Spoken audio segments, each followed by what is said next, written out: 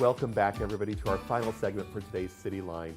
If you saw on the wide shot, I'm going to have a hard time competing with our surprise third guest on the comfy couch, who we'll get to in just a moment. But first, I want to welcome Brady Wicke, who is the operations coordinator for Meadow Park Golf Course. Thank you so much for being here, Brady. Thanks for having me on. I appreciate it. Next to Brady, we have Chris Goodman, who is the golf course manager. Welcome. Thank you very much. And Chris, I will let you introduce our third guest today. This is Huck. He's our goose chaser extraordinaire and a staff therapy dog as well. So double duty. I will tell you that in the green room before the show, everybody fell in love with that face. And also, they certainly know how to work a room for treats if they can try and get them. He's got it. We had to go on a little wild goose chase to find the dog hiding in another room from that. Oh my. Oh, look at that scary dog up there. Now, what inspired Meadow Park Golf Course to introduce what we're going to be talking about a lot today, Glow Golf as a permanent experience? And how does it align with your overall vision for the course? It's a two-part question and stuff on there, two-part answer, and I'll try and be brief on it. It's part of our Meadow Park's 110-year-old golf course. It's one of the oldest public golf courses in the country, only 20 years off the very first public golf course in this country. So a backwards, community like Tacoma at that point, we put a public golf course and it survived. So as we're trying to prepare for the next 100 years of our operation, we're trying to look at different pathways to make golf more accessible, more welcoming, more inclusive to our community. So we're trying to really look forward to the future of golf.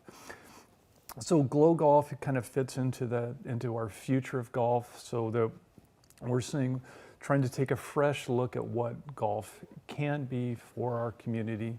And the second part of the question is, which is really, really quick, it's fun. That's an easy one to answer. We've got some great footage going on right now of Glow Golf. Now, Brady, what about this Glow Golf experience differentiates itself from traditional golf, and why is it unique and exciting for both seasoned golfers and non-seasoned golfers like myself to be a part of? Right, so the answer I always give people is that the competition factor is just out the window. It's more of an event. It's more of an experience to go out there. You're not going to go out and try and shoot your lowest score in the world. You might not even bring in a scorecard out with you. It's one of those things where you're going to go have fun. You're going to have just a good time with your friends, see what happens, and experience a new kind of golf. I like the no scorecard Yeah. Element of that one. Yeah, people don't really mind what they're shooting as long as they're out there having a good time. That's awesome. Now, you obviously had to do some retrofitting of the course for this to happen. What was challenging to get all this LED lit fairway set up, and were there any special considerations taken for, obviously you're out there at night. What about safety? Yeah, so safety is number one. Obviously you're golfing, which is inherently dangerous just because there's flying golf balls and it's dark out. So the biggest thing is we have over 600 stakes out there lighting up the course, fairways and greens.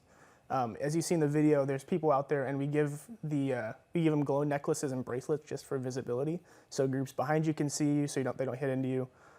And then it also runs along the foot golf course, so that's soccer golf that we have out there.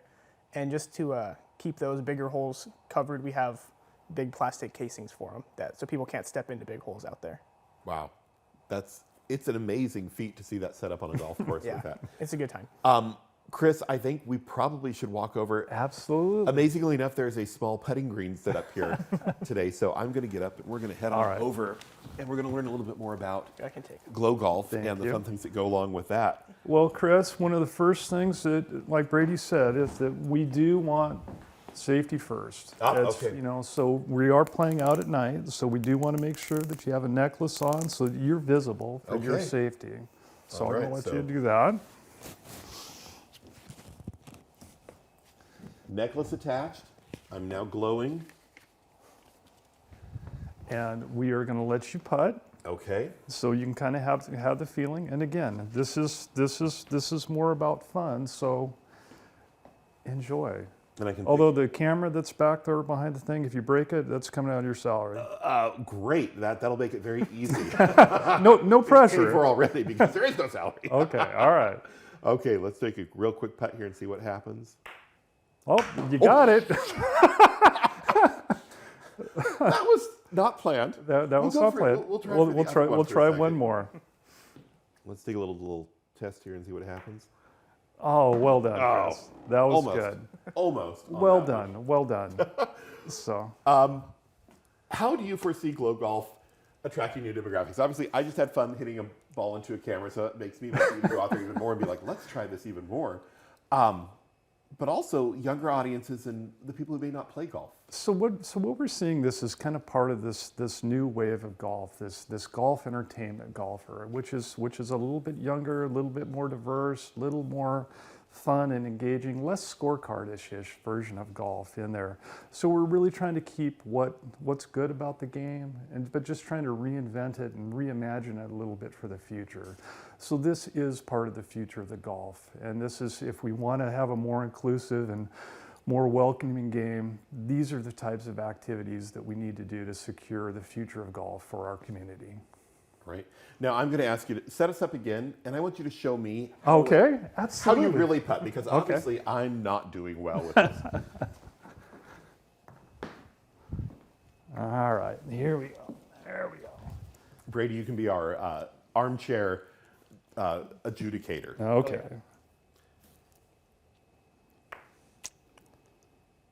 There's Like one. Oh, see? See, it's easy, Chris. Thank you. It's easy. This is.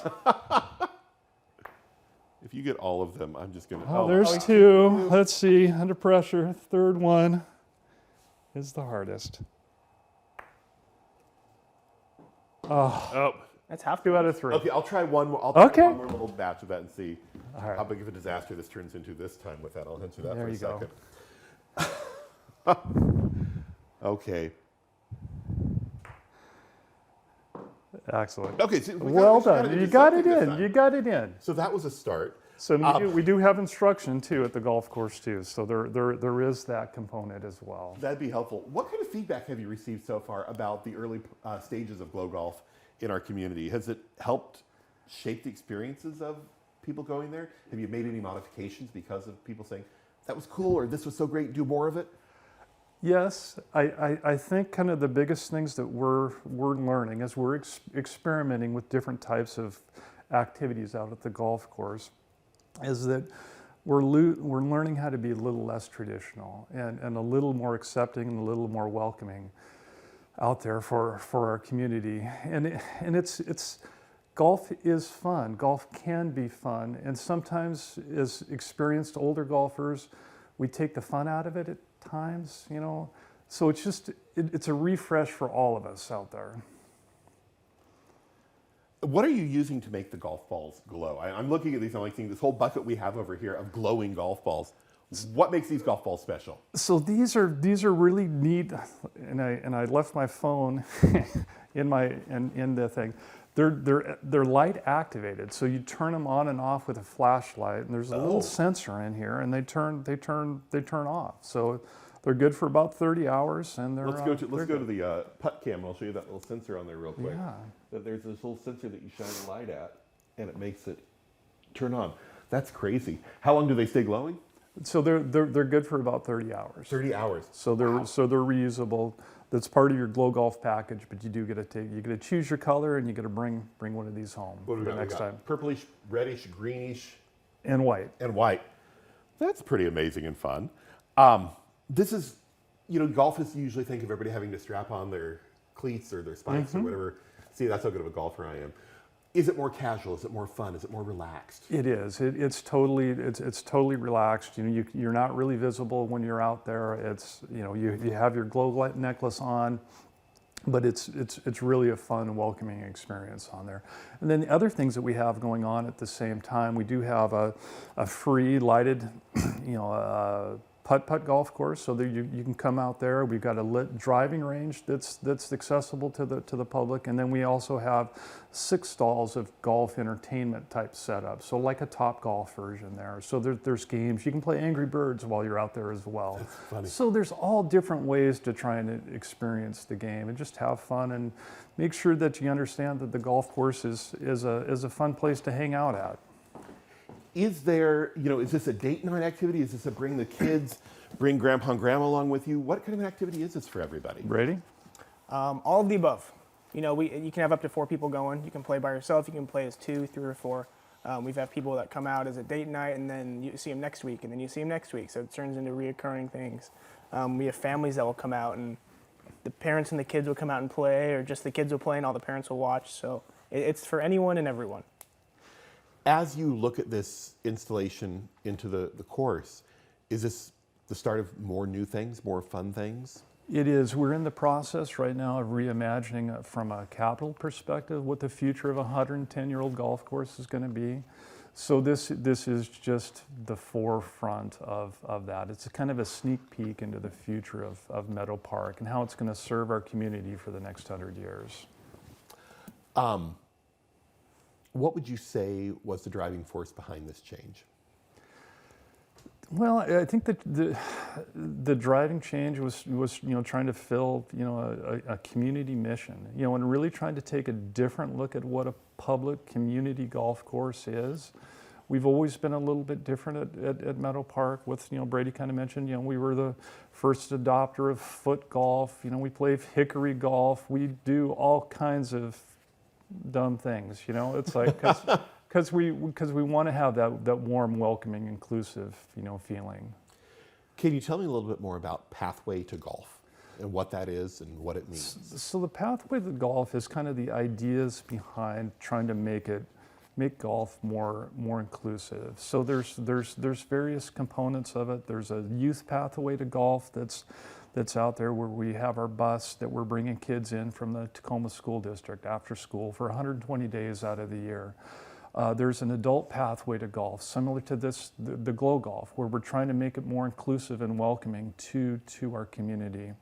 There's an environmental pathway to golf, where we're trying to kind of preserve and protect our landscape for the next 100 years. There's a pathway to the golf industry, where we're trying to kind of diversify the staff, a little bit to make it look more like our community.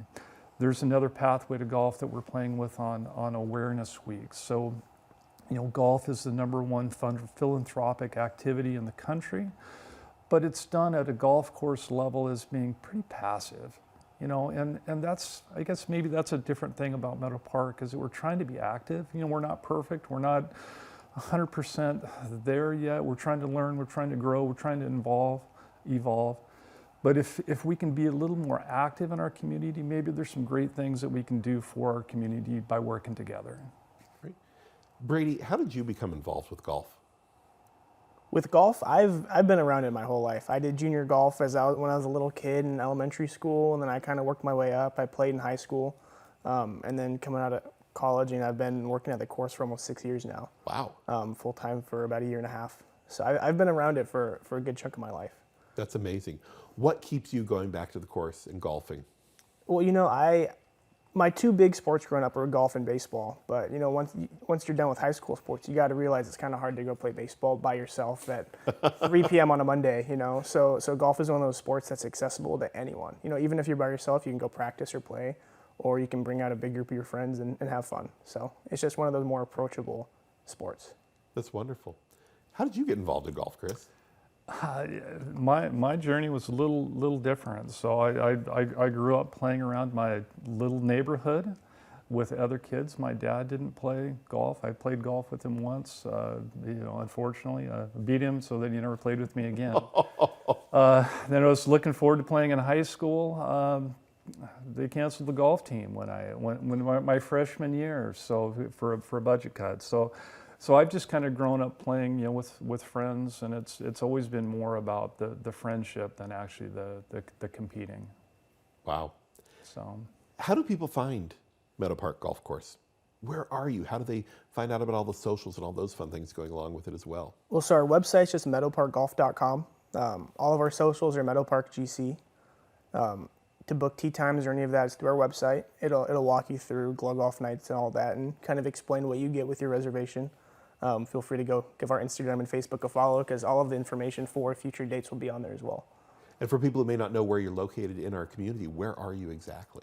So we're pretty close to the border of Lakewood. We're just down where Orchard kind of turns into Lakewood Drive. Yep. Down by 72nd. So it's wonderful. Now, you've got me excited about wanting to get a group of friends out and go try this now for the Glow Golf. What advice do you have for first-time players? So I would always say to go in with high expectations, and like Chris said in the back, set high expectations and we'll probably still beat it. We want it to be accessible for everyone. First-time golfers come out all the time actually for Glow Golf. We have rental clubs for people that don't have their own to bring. We can answer any questions. We have maps of the course. Even if you've never played it, you can still get around in the dark. We set up kind of pathways from every green to tee box, so it's really hard to get lost out there. Even though it is pitch black, it's still lit up enough to find your way around. Now, as we're moving into the fall time of year, when are you open? How late can we go and get a tee time? So depending on how booked up, we're going to probably shoot it through 11 o'clock p.m. Then as sunset gets earlier, we'll start earlier. So for example, we did a couple weekends in the summer that we couldn't really start until 9:30 because that's when sunset was. But now when sunset gets to 6 o'clock, 5 o'clock, even down to 4:30, we'll be shooting earlier and earlier just so we could get people in, even if it's a... Chase the sun. Yeah, exactly. Brady, as we're kind of nearing to the end, is there anybody you want to thank today? Just in general, all of our staff. It's not just me that helps put this together. We got a bunch of part-time staff and full-time staff that make this happen. So just to put some names out there, we got Mitch, Eric, Chris obviously is the one behind all of this. And then my team is Travis, Holly, Andrew, Spencer, those guys. Quite the team. Chris, what about you? I just want to thank our community for supporting us the way that they do. We have a different customer base than most facilities that are out there. I'd like to think we had a small part in welcoming those things, but it's a different community that we have at Meadow Park that's much more welcoming than most any other facilities. I just kind of like to thank our customers. And I think there's one other person we want to thank too. And we want to make sure that we thank Huck. He's a wonderful therapy dog for myself and the staff. And just even for us here in the studio today, it's been absolutely wonderful. Thank you both so much for being here today. I know that this is going to go onto my list of things to do in our community, which gets, every time I come and do this show, it gets longer every time. Greek Festival, this to go do now too. And now Glow Golf as well. Excellent. But I want to thank everybody for joining us today for Cityline. We had such a wonderful time being with you today. Our friends from Meadow Park, our friends from the Greek Festival, don't forget that October 4th through the 6th. We have the gala for the Tacoma Youth Marine Foundation on September 29th. And then we also had our wonderful, wonderful time talking to Tacoma Pro Bono, along with our wonderful pet of the week, Koa, who don't forget that you need to go meet Koa. And then, of course, our welcome to Dr. Welsh and Dr. Jensen from the Tacoma Youth Symphony Association. It's my pleasure to see you here. I hope I'll see you at Tacoma Little Theater in the future. But for now, we'll see Amanda back next week on the comfy chair and the comfy couch. Thank you.